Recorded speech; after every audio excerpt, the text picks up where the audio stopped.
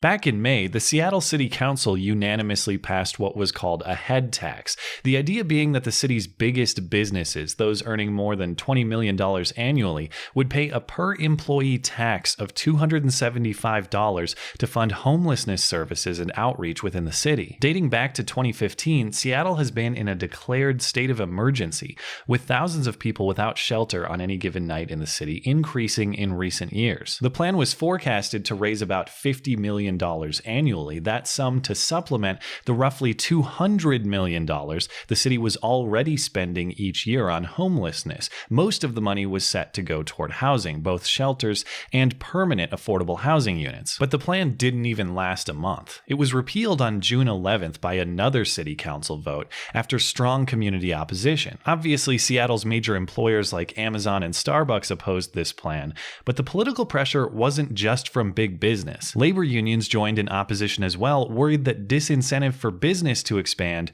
is harmful for workers by extension. Ultimately, it was Seattle's own citizenry that doomed this tax plan. With time to spare, activists gathered almost 3 times the signatures needed to get repeal on the ballot in November, and rather than deal with likely electoral defeat, the city council opted to repeal the tax themselves. And it makes sense. If your city has a problem with homelessness, with a lack of opportunity, with putting people to work, why would you punish businesses for creating opportunity and putting people to work? But it's a strategy we won't have to watch play out.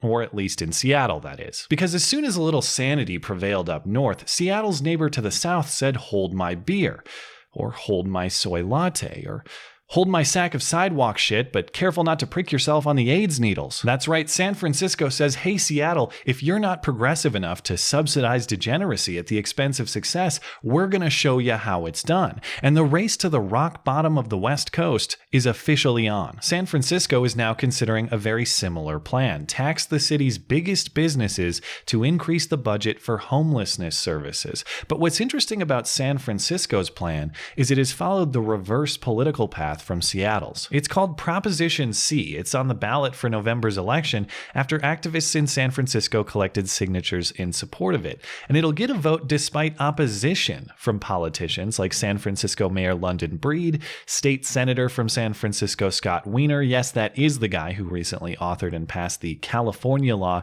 decriminalizing the intentional spread of HIV. Lieutenant Governor and gubernatorial candidate Gavin Newsom also opposes the proposition. Business interests like the San Francisco Chamber of Commerce and even Twitter's Jack Dorsey oppose Prop C, as does the editorial board of the San Francisco Chronicle. In Seattle, the idea was imposed top-down by the loonies in city government and rejected by the citizenry. In San Francisco, the idea originated with the citizenry, and it's the politicians advising caution. If this thing passes, it'll be a tax on business revenue as opposed to employee count, but the idea is the same. It'll raise taxes 0.5% on business revenue in the city in excess of $50 million, which would affect about 400 or so companies. The plan is expected to collect about $300 million annually. Most of that money would be allocated to permanent and short-term housing projects, but there are appropriations for mental health services and prevention efforts as well. Beyond the broad debate about whether government or private charity would be better handlers of what is a very real problem of homelessness and drug abuse in San Francisco,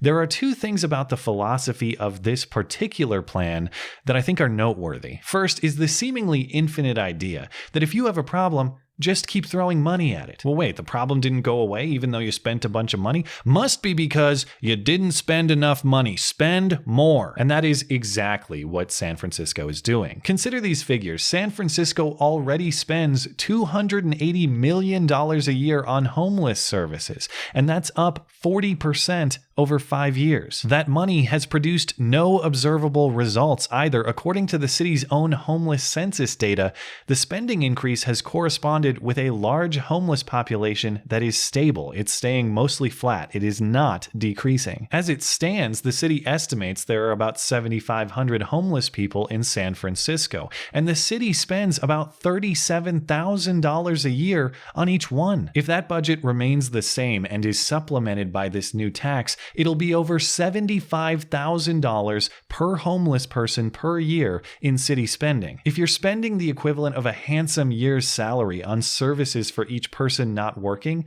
Maybe the issue is how you're spending the money, not how much money you're spending. And San Francisco is spending it with a particular philosophy in mind, an approach that keeps enabling bad behavior rather than trying to correct it, all under the guise of compassion and care and humanitarianism. Consider just how much enabling the city has done. They don't enforce laws against street tents. The city asks people nicely not to panhandle rather than enforcing laws against it. The city distributes millions of free needles a year, in turn creating more financial strain, since they also have to pay full-time workers whose only job is cleaning up the aftermath. And if that's not enough, the mayor is proposing a city-sponsored safe injection site where junkies can shoot up under the watch of a medical professional, and we're supposed to believe this is going to save money by reducing overdose-caused hospital visits and disease transmission from dirty needles, which is also the reason they give out the free needles in the first place,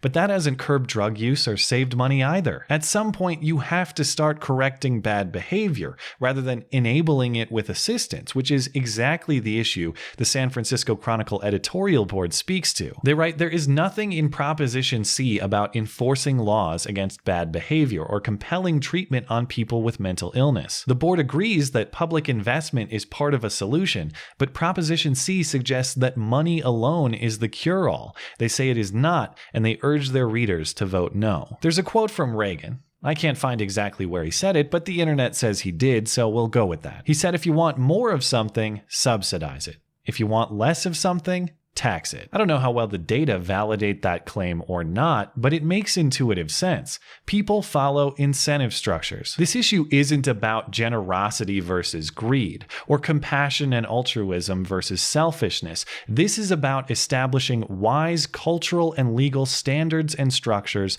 that encourage good behavior and discourage bad, so that people can ultimately help themselves. And there is a certain segment of society that cannot do that. I get it. And I acknowledge the public's role in caring for those people through charity or even taxation. But under this structure, if the quote is right, San Francisco will end up with more homelessness, not less, and less economic prosperity, not more. If this plan is implemented, I bet we'll watch that quote validated by demonstration, and in a few years' time, we'll hear a new plan again, something about how the only flaw in this plan was that it didn't spend enough money. Surely it'll work this time around. We'll just keep incrementally taxing the wealth, little by little, until there's no more wealth left to tax. Eventually, we'll get to prosperity.